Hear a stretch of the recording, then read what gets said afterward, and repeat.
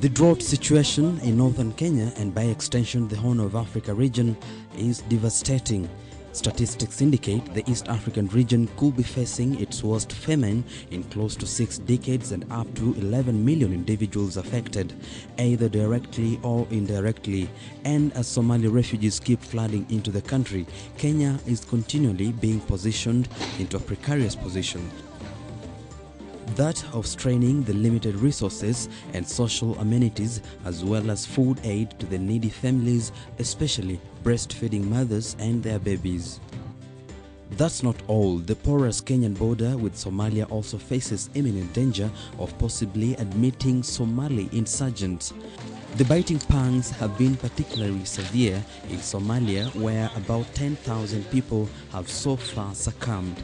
This is Kenya's worst nightmare as it struggles to avert the situation, since at least 3.6 million people are said to be under the threat of starvation.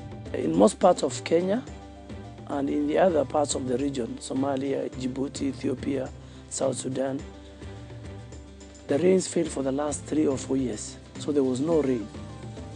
So as we speak now, what we can call it is not even drought, it is a humanitarian crisis in northern Kenya and in the refugees and in the wider Horn of Africa. Joseph Devries, the Director of Program for Africa's Seed Systems operating under the Alliance for a Green Revolution in Africa, shares similar sentiments, but further warns that Kenya should not shift focus from solving the situation to sparking off a blame game at the expense of suffering civilians.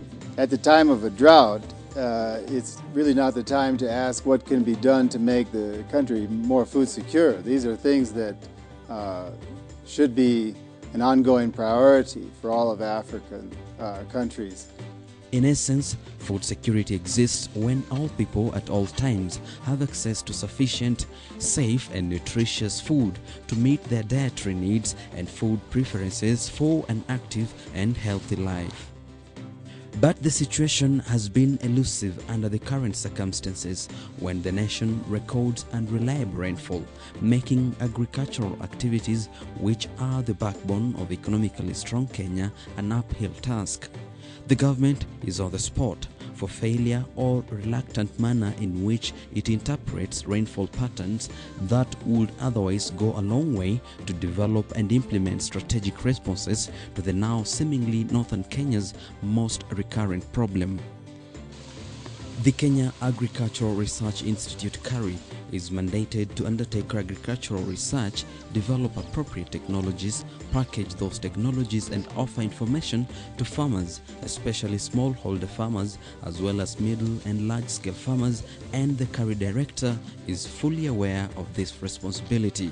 Our vision really is to see a Kenya that is food secure, to see the agriculture sector being vibrant, commercially oriented, and which is geared towards improving the food security and also improving the livelihoods of the people out there. However, the institution has not fully lived to that expectation, as this goal and purpose do not go beyond the talk of the institution's strategy documents. The current drought or the famine going on in the Horn of Africa, in Kenya, at the refugee camp, to me is similar to the Rwandan genocide. KARI has been lacking in implementation of said strategies, and the director cannot agree more, but he says climate change has been a major contributor. We have programs that now are shifting towards, having drought-tolerant crops in place. A good example is the maize, which we've been working on. We have several programs, maybe 3 addressing issues of suitable maize varieties.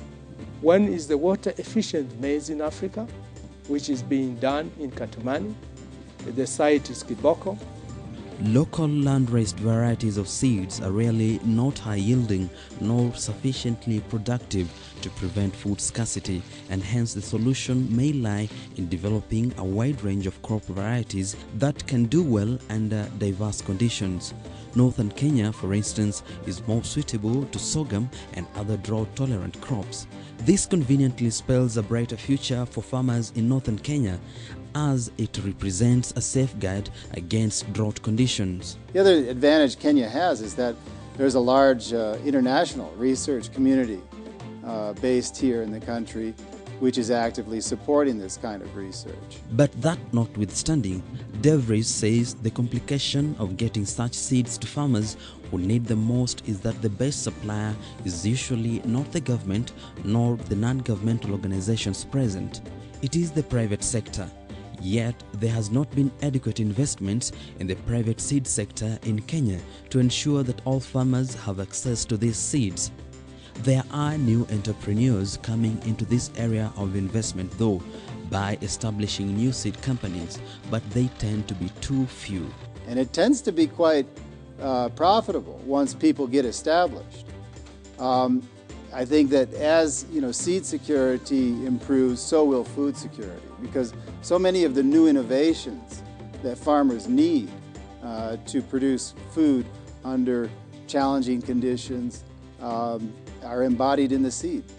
Another concern within the agricultural sector, which continues to cause hindrances in the quest for a food-secure country, is the tendency for farmers to cultivate the maize crop despite enormous opportunity that comes with the development and supply of a wide range of improved varieties of crops. The laxity in identifying alternative food crops to be grown in parts of the country, such as drought-prone regions, has since resulted in over 96% of Kenyans relying on maize as a staple food, hence suffering dire consequences in times of famine and hunger. If you need light somewhere, you must put a lamp post there. We need curry in Turkana, for example. I'm just struggling to get, somewhere where I can operate. The state parastatal is crying foul for lacking the adequate financial muscle to set up enough research centers in drought-stricken areas so as to determine what food crops can do well in those regions. This is exactly what we are saying. Because if I had a dozen scientists there, they would be working every day. They would be acquiring the technologies we have elsewhere, adapting to the environments there, and moving the agenda. They would be in close contact with the farmers there, look at the priorities and inform us who are based here. And therefore, I think these periphery areas require a new arrangement. The Agricultural Research Director now says Kenya should adopt the use of genetically modified maize as a way of offsetting the current food deficit in the country amidst what he terms fast-growing population. If you don't move with the technology, you'll be left behind. And at a time when the population is increasing rapidly, the growth in yields, is like 2% of maize. Now, compare with the growth in population in Kenya, which is now 3% annually. The population figures compare to the per capita consumption of maize, which is 125 kilograms per capita. In 2009, Kenya imported 16 million bags of maize against a demand of 40 million bags. The deficit has since been growing as rainfall continually becomes unreliable. Mukisira then recommends cutting-edge science and technology, which involves biotechnology. Even some of the human vaccines have been done through the GMO. And therefore, I would like to actually see a change in perception to give the scientists space so that they can do what they think is right. But even as millions face imminent danger of starvation, somewhere in Turkana, irrigated agriculture by African Inland Church is at play, barely 100 kilometers from where thousands are facing starvation. Go to Sudan, go to Egypt. Those are countries are desert. But today, Sudan produces 60% of the food that is used in the Middle East. They export, so they have surplus. It is apparent that government ought to introduce and implement a more sustainable economic activity for residents of the northern Kenya region, just like the case is in other regions.